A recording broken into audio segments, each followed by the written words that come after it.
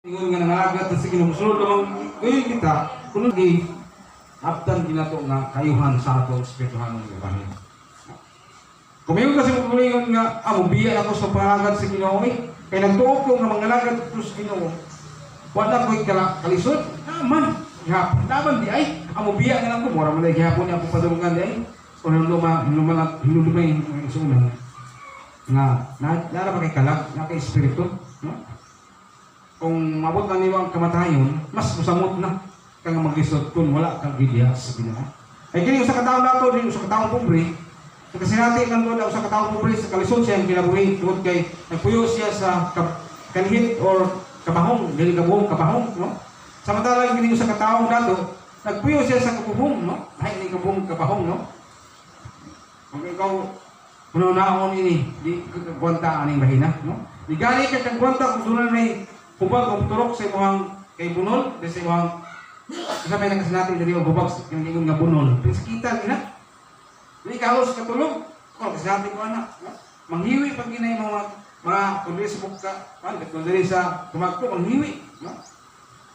Tungkol sa muhay ka nga bahina sa imong kinabuhi nga makasinati ka kanina. Pero kalantanan, lumalabay ra na, kung gawas sa gihapon na siya, maayo lang gihapon na kung nagkasinati ka kanina. Pero ang pinakalisod sa imong kinabuhi kung ato ka mapuntagid sa impyerno. Huwag kay kayuhan, no? Kung huwag kay ito pa nga kalipay ng matunan kung kay init na kayo. Mga doon ay mga pagdasig yun nining panahon na sa atong kinabuhi, no? Samtang kita nagparayon diya sa pagkinabuhi panining kibutan. Dili ato tubutan, no?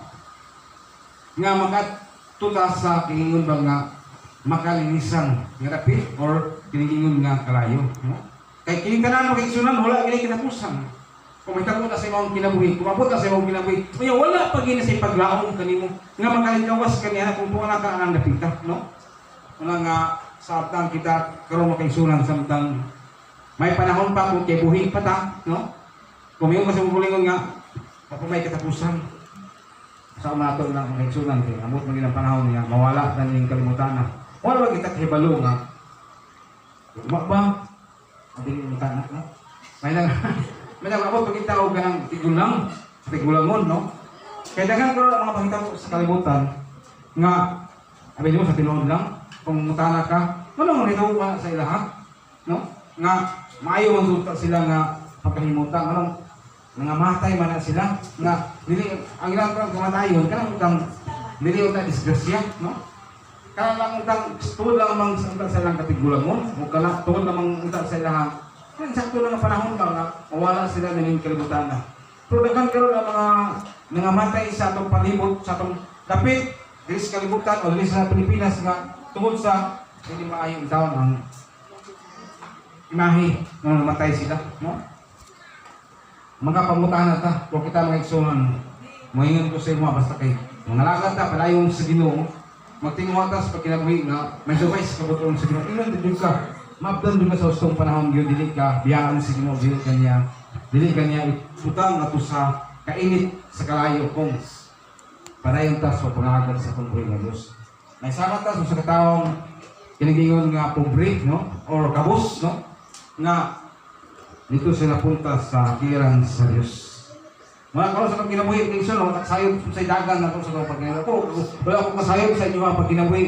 Kay wala nagkuban sa matag adlaw. Pero naman ta sa matag Domingo magkuban ta dinhi. Sa pulong sa Ginoo, kanunay yung naging karis kanato sa angay itong buhaton, sa angay itong tingwahon, sa angay itong kinabuhion para maangkon ginato ang kasiguruhan sa ato ang kinabuhi, no? Muna nga sa atong pagpalayon, sa atong pagpaghalagad sa Ginoo, taas mong tani, pero sayot ko nga minuto magkita, no? At least lang, no? So, nasortihan sa pulong sa Ginoo pagpahinumdum ka na ito. Muna sa kinabuhi, karoon mong kaigsunan, no? Maningkamot naman kita mahutay sa paghalagad sa Ginoo. Ngayon kasi mong kagulingon nga, hindi ko mahutay kay mong ko padatuwa sa Ginoo, no? Tayo mong kita sa paghalagad sa Ginoo. Kung sa may kahimtang ni mo karoon, ay lang po pagsaligpod nga. Din ako maningkamot pinaingon ng pulong sa Ginoo nga padatuon ko. Ay kamot kita ka nun ay. Kaya nang nato ang makahimok kayo kasuko sa Diyos ka nato. Ako mingon ko sa inyo nga kung nunay mga alaga sa lumingon nga, ayaw na mong pag-kuhan, ayaw na mong pag-ugmad kung sa inyo ang trabaho kay Muni, no? Kaya para doon tas Ginoo, no? Kumingon dito sa inyo nga, parang nagapos sa paningkamot. May tungkol sa inyong paninahanglan, may tungkol sa inyong kung sa inyong gusto mga kabuot, parang yun lang. Pero ayun na doon kalimot, no? Sa pag-ilak na niya o pag-pangalagan sa Ginoo. Padayon din mag-ampok, no?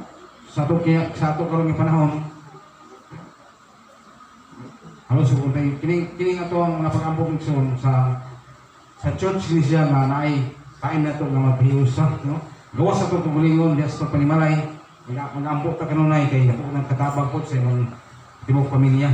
Kung doon lang tayo pagkatuhaton bit karon nga mga pag-ampok. So sabi lang, no? Isito lang nato na siya kay so hindi magita nga parehaw himtang mga nagtrabaho, magkabaganti ka. Kining nagumala sa iglesia, hindi pwede nga di siya magkabaganti. O di siya pwede nga magkapiki sa kanunay, no? Magkaking gini siya panahon nga magkani sa balay tikumanan para pag-ampok sa iyang mga katawhan nga giatiman, no? Muna nga ako isip ko sa mahimutang rin mangita ko pumaagi nga makaampok gid kana sa mga usa kana sa pagliko no pagdasig, no? Kay kung ikaw mahimutang ka nga spiritual leader kung di ka magtagad ng mahina manubag mo ka tubangan sa Ginoo. Muna nga sa akong kaugalingon kay sunan nangkamot ko kung abot ang panahon gid nga musito na tao panahon nga lagi pipilas sa ato nga mutambong hatag panahon diya sa mga pangampok. Kung dili mo kamugos kay nga may mga kawanan ko sa iglesia nga busy po sila, no? Ato ang maging sa ato nga maningkamot ta alang sa ato ang kampanya sa ato ang sabi na kung doon natin mga kastuhanan, no? Pero ma-encourage lang ko kung na kasi yung panimalay dili discourage ha, encourage na ating hatag ipabot kanini kung na kasi panimalay sige dahil lang lima kami nito pagsugod, no? Kasi yung ampo, no? Kaya ang ato na bang barangay, ampo na ito yung barangay. Ang ato nasod, ampo na ito yung nasod. Dito pag isa lang nasod, ito po yung ampo. Kaya kasi niya, parang dito yung missiles, no? May doon sa mga pag-ampo, at least ang missiles, matipas na kapit nga, kaya sabak mo sa missiles, no? Mga problema na mga missiles, no? Yung abot sa mga kinabuhi. Kaya ko niya na, doon ay mga tao, mga ampo niya na, at least na lang, no?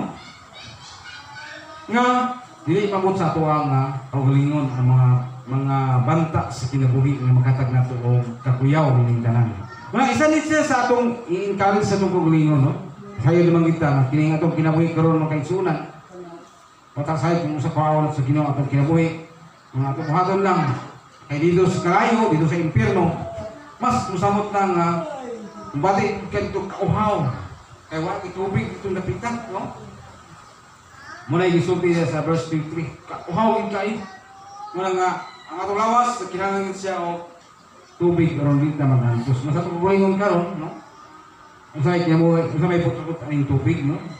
Lain term na ipapasabot mo kay sunan. Kinahanglan kita kanunay. Ito kinahanglan Diyos Kristo kanunay sa ato ang kinabuhi. Dili nato kalimtan ang Dios. Dili nato siya. Matod pa, unya-unyaon ang atong pagkabuhato, no? Mangayat sa Ginoo, kung kita po, atong paningkamutan nga, maghakat po tatong sa Diyos sa Diyos, nga ipabuhat din sa ito ang kinabuhi. Hoping mga kaisuna, no? Hindi na ako tasoon, kita sa kasunta ni, papag kita ni, nas 12, no?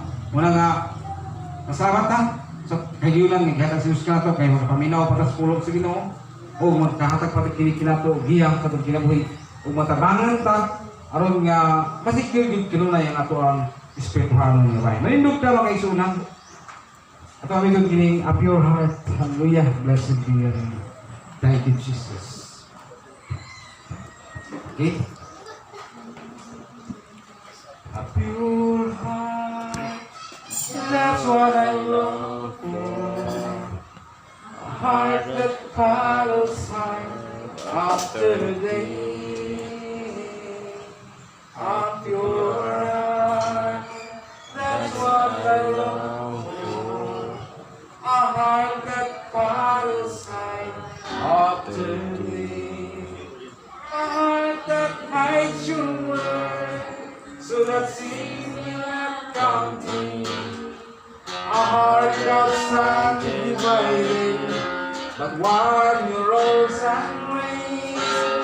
Heart that is compassion, that pleases to my Lord. After the revolution, the price is due. Nakatapos po sa magkausap pa. Pure heart, that's what I long for. A heart that follows us after thee. A pure heart, that's what I long for. A heart that follows us after thee. A heart that finds your word, so that things will not come in. A heart that's undivided, but one to rule one way. A heart that beats compassion, that pleases my Lord. A sweet aroma of worship that rises to your throne. A heart that hides your word, so that things will not come in. A heart that's undivided, but one you rose and reign. A heart that beats compassion, that pleases you, my Lord. A sweet aroma of worship that rises to your throne. Thank you, God. Salamat kayo man. Sa kaawit na nagkinalan dito kami. O matiwag-anon o manaw tayong nga pagpangalagat kami mo, Amahan. Ikaw lamang ang among isalikan sa matagkaroon mo bunya o Diyos. Ikaw kanunay magpapahimdom ka na mo. Ikaw nga magkanunay nga magagiya ka na mo. Ikaw magatabang ka na mo. Nabili kami may tumpawa nandun sa kalaglagan siling among kinabuhi. Tabangay kami o Diyos nga mapukaw gid kami o may mahatag yun ka na mo. Ang mga budang nga di makahatag usap kanimo kalipay sa among pagpalayon sa pagkinabuhi. Maningungawa sa Ginoo ang pangayon ang tabang nimo Dios sa kami nga imong mga katawhan, kami nga imong mga sakop, dili kami maundang sa pagpangdungol pagsimba diha kanimo. Pasalamaton kami kanimo o Dios ing tanan naman. Thank you Jesus. Hallelujah.